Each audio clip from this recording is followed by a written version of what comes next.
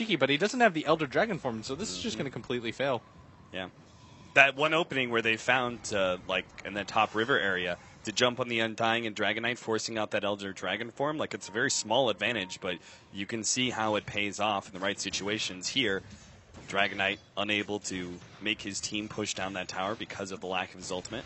They do have a nice big stack of Ancients, though. Shiki is actually running over to stack that one even more. Of course, the Gyrocopter is going to be looking to farm that one on a little bit later. The problem is this passive playstyle doesn't benefit C-Tech. If you notice that, e.g., Sumail has a hand on Midas right now, and he's just pretty much saying, I'm going to get further and further ahead of you. The Dragonite is a full 2 levels behind. Even more than that. It's almost, after this next neutral camp, it's going to be 3 levels behind. So I know I'm talking a lot about Sumail, but how do you ignore the fact that somebody's got a level a minute? Even more than that, actually. That's a 10-minute Midas almost Yules already. 2,000 net worth advantage over you when you only have 3,600 as a Dragonite anyway? Yeah, that's pretty absurd if you think about it, and it just makes this game so much easier for EG. And I mean, C-Deck's been pretty dominant this entire tournament, but it just feels like they're getting a little bit frustrated. Like that smoke attempt mid where after they didn't find somebody, they didn't instantly give it up. They just constantly walked around with their carry to try to find something. It just feels like this is a team that isn't quite sure what to do anymore, especially after that last game. And it's almost like they're giving EG a little bit too much respect. Because C-Deck, I definitely think they could have won that last game if they had just stuck to their guns and said, we're going to 5-man and ignore the fact that Techies is hero. They at least would have had a stronger contest than we actually saw, which was a very slow death of C-Deck. Yeah, exactly. And so I think C-Deck is taking a similar approach here where they're being a little bit overly cautious. Like, they're just pretty much letting AUY set up camp here at bottom. Like the Tusk isn't even farming because he's so afraid that there are mines or landmines there, and he doesn't want to approach this lane. So this is a free lane for them, and EG are just kind of hiding behind this mid tower and constantly just doing the jungle over and over again. And it's impossible for Shiki to pop his Elder Dragon form when you've just got a hero in the jungle at all times. Like, you actually have to try to contest it first and kill him.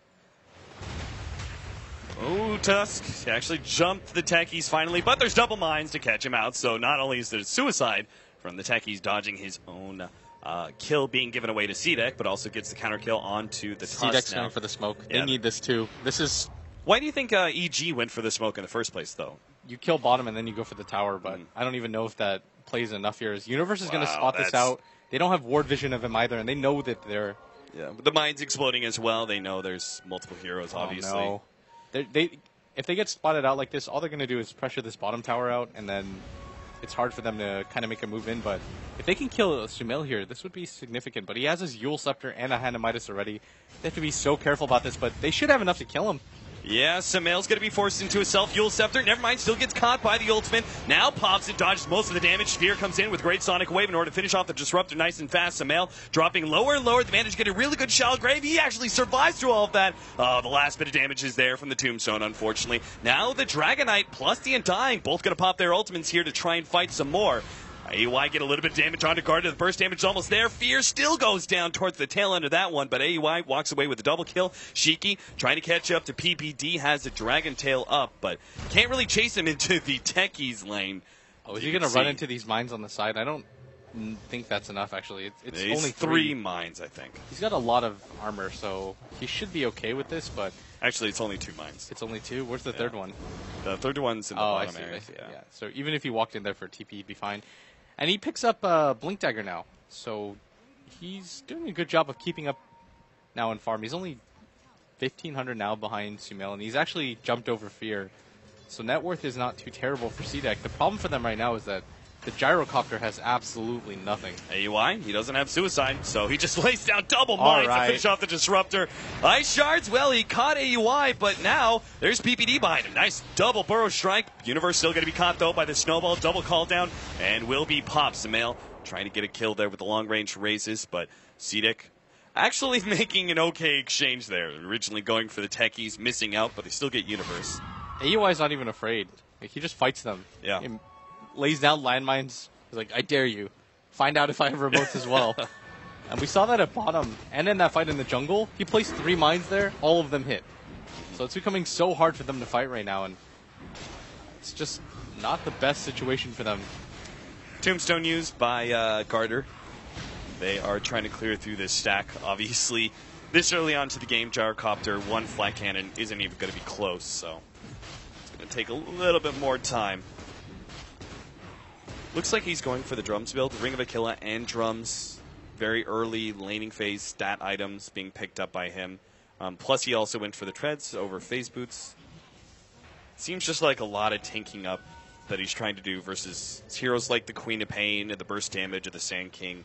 I don't think he can go for the drums. I feel like he needs a BKB so much sooner this game. Okay. Like, if you go for the drums and then go for the BKB, then you still lack stuff Here like comes the epicenter. Q.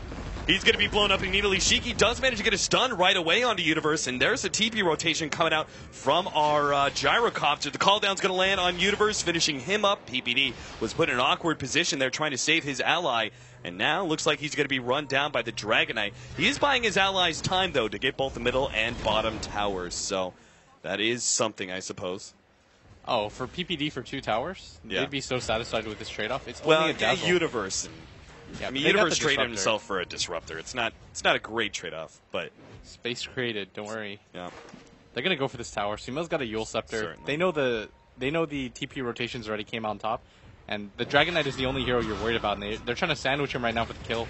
Has to make a snowball play. Walrus punch on a Sumail. And now the Disruptor ultimate actually locks Sumail in. He still has the Yules to be able to buy himself a little bit more time, but will go down towards the end of that one. Looks like the commitment was just too much. It's just too hard ganking a Tusk underneath a tower.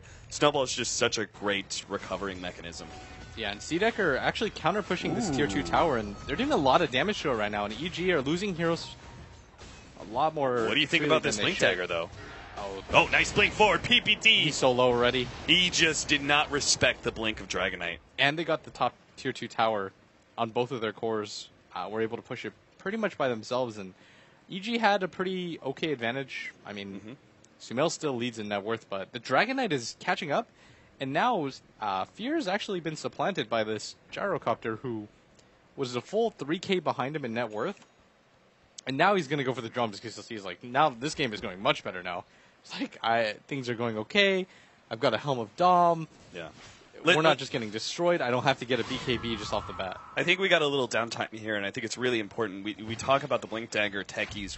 Why is AUA going for this, and what does this imply for C-Deck? How do they respond to that? Because I'm looking at this and going, C-Deck, I mean, they could actually just techies suicide jump on a gyrocopter every fight if they wanted to.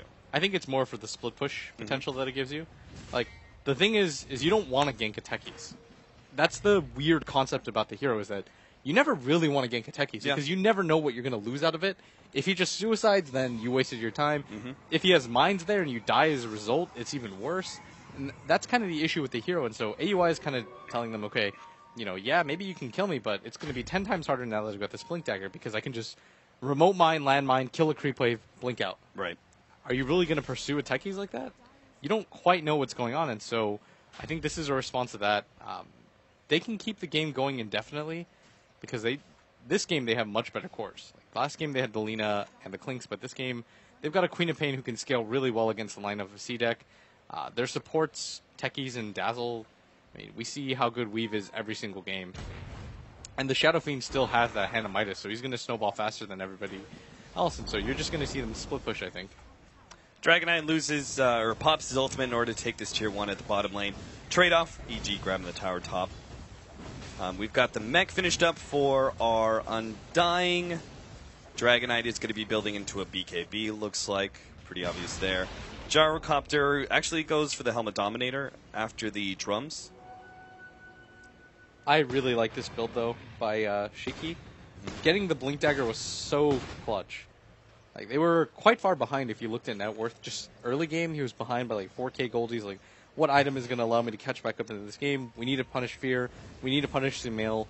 The Blink Dagger is going to be what does it for them. And EG are starting to realize that the Yule Scepter and Hand of Midas that Sumail have aren't great net worth lead items right now. Like, he needs a BKB to be able to survive these fights. Yeah.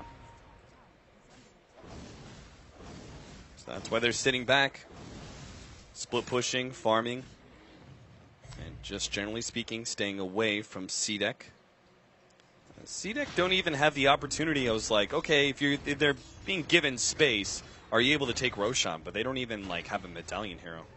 Yeah, they don't have the best course to do the Roshan. The Gyrocopter and Dragonite aren't the best two heroes at doing it. Yeah. But I just want to highlight Shiki got destroyed in that last game. But this game, he's really recovered, despite the early start that Sumail had.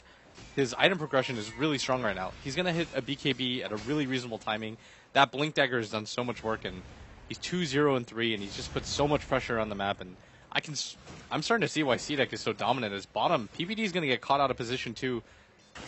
Yeah, he's done for. C-Deck, he throws out the weave the last half second there. They actually give the kill to Disruptor. Looks like they wanted to back up immediately because they knew there was a possibility of recourse. Universe, oh, not quite enough. Great glimpse out from Q, and the double TP out. Nope. Fear actually got one of them, and AUI blink forward, but a little bit too late for the Tusk. Yeah, they're still just creating space around the map, which I think is the good thing, is that you're forcing EG, who, force you to play around them. This time C-Deck is saying, you're going to play around us. Like, we're going to make the moves. We're going to force you to play Realm. All right, Dota just bugged out and the Undying died. Somebody's got to get on that and fix it. Yeah. Bobo, please. You can't even be bothered by that. That's don't worry what I mean. about it. There's a lot of Valve staff around here. We'll talk to them after the game. Yeah, he's got to be saying, like, why would you place wards there? You're winning the game. You don't have to be defensive.